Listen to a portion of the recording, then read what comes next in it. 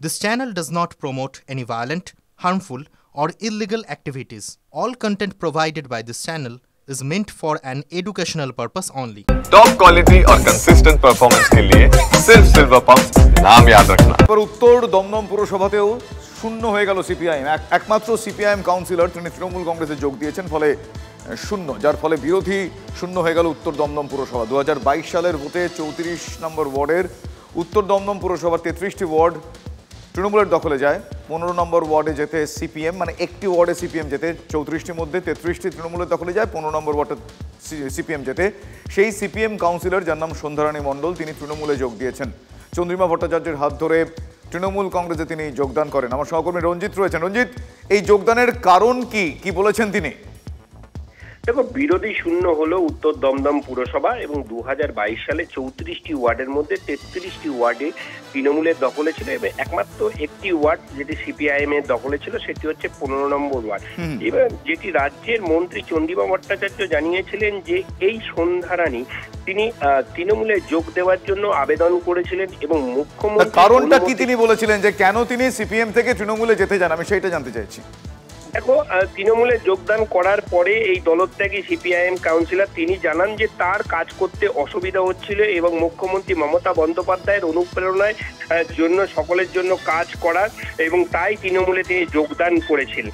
এবং রাজ্যের মন্ত্রী চন্দ্রিমা ভট্টাচার্য তার হাত থেকেই তিনি দলীয় পতাকা, অর্থাৎ তৃণমূলের দলীয় পতাকা, মানে তিনি দলে থেকে কাজ করতে পারছিলেন না এমনটা বললেন, এবং সেক্ষেত্রে তার অনুগামীদের কি প্রতিক্রিয়া? দেখো, তার অনুগামীরা যেটা বলছেন যে দীর্ঘদিন ধরে, অর্থাৎ 15 নম্বর ওয়ার্ডে দীর্ঘদিন ধরে সিপিআইএম এর দলের কাউন্সিলর, একমাত্র কাউন্সিলর ছিলেন এবং একমাত্র বিরোধী দলের আসনে তিনি বসেছিলেন এবং পরবর্তী ক্ষেত্রে তিনি যে আজ, অর্থাৎ আজ তিনি যখন মন্ত্রীর কাছ থেকে যখন তিনি তৃণমূলের দলীয় পতাকা নেন, পাচ্ছে যে কাজ করতে গেলে যেরকমভাবে সবার সহযোগিতার প্রয়োজন হয়, সেটাও নিজেই বলল যে সেই সহযোগিতা কিন্তু ওকে তৃণমূল কংগ্রেসের কর্মীরা পরাজিত হয়েছে আমাদের প্রার্থী, এটা মনে রাখতে হবে।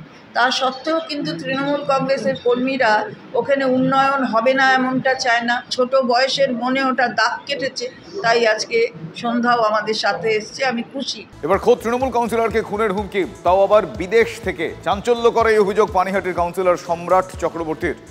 আতঙ্কিত কাউন্সিলর এবং তার পরিবারের লোকজন খর্দা থানায় অভিযোগ দায়ের করেছেন পানিহাটির 23 নম্বর ওয়ার্ডের তৃণমূল কাউন্সিলর। আমার সহকর্মী অনন্ত এই মুহূর্তে রয়েছেন টেলিফোন লাইনে। অনন্ত, কি অভিযোগ তিনি করেছেন? দেখো, খর্দা থানায় তিনি অভিযোগ খোলা থানায় তিনি অভিযোগ দায়ের করেছেন, যে অভিযোগ করেছেন যে তাকে হুমকি দেওয়া হয়েছে। যে হুমকিটা এসেছে পুলিশ তদন্ত করে দেখেছে যে সেটা কোনো ভিন দেশ থেকে এসেছে, মোস্ট প্রবাবলি উরুগুয়ে থেকে সে ফোন এসেছে। দেখো, আদৌ এই যে টাওয়ার লোকেশন উরুগুয়ের কিনা না এই রাজ্যের, সেটা পুলিশ তদন্ত করে দেখছে। দেখো, যে হুমকি দেওয়া হয়েছে যে তাকে ভোটের সময় আসবে, তার সাথে দেখা হবে, তার সাথে বিধায়ক নির্মল ঘোষ অর্থাৎ মুখ্য সচেতক বিধানসভা, তার নামও জড়ানো হয়েছে। তার মৃতদেহ পাওয়া যাবে, ঝুলিয়ে দেওয়া হবে ফ্লাইওভারে, পানিহাটি ফ্লাইওভারে খুনের হুমকি দেওয়া হয়েছে তাকে। আশা করি বিষয়টি তদন্ত করা হচ্ছে। ধন্যবাদ অনন্ত। তৃণমূল কাউন্সিলর তিনি কি বলেছেন শোনাবো আপনাদের। সে কলটা রিসিভ করি, আমাকে প্রচ্ছন্নভাবে হুমকি দেওয়া হয়।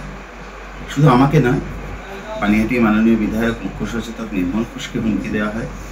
তার পুত্র আমাদের পানিহাটি পৌরসভার পৌরপ্রধান পরিষদ সদস্য তীর্থঙ্কর ঘোষকে হুমকি দেওয়া হয় এবং আমাকে প্রত্যক্ষভাবে আগামী দিনে রাজনীতির সঙ্গে থাকতে বারণ করা হয় এবং একটি ফেসবুক পেজের কথা বলে যেখানে আমার সম্পর্কে লেখা আছে সেটা দেখতে বলা হয়। সেই পেজটা যখন আমি দেখি তখন দেখা যায় সেখানে আমার পরিবার তুলেও হুমকি দেওয়া হয়েছে এবং রাজ্যের মাননীয় মুখ্যমন্ত্রী মমতা বন্দ্যোপাধ্যায় সম্পর্কে অশ্রাব্য ভাষা লেখা হয়েছে। তার থেকেও ইন্টারেস্টিং যেটা, এই হুমকিটা সবটা দেওয়া হয়েছে তিলোত্তমাকে কেন্দ্র করে, তার ঘটনাকে নিয়ে, এবং প্রকাশ্যে তারা তিলোত্তমার নাম ব্যবহার করে এই হুমকিটা দেয়। আমি জানি না কারা করেছে, কে বা কারা করেছে।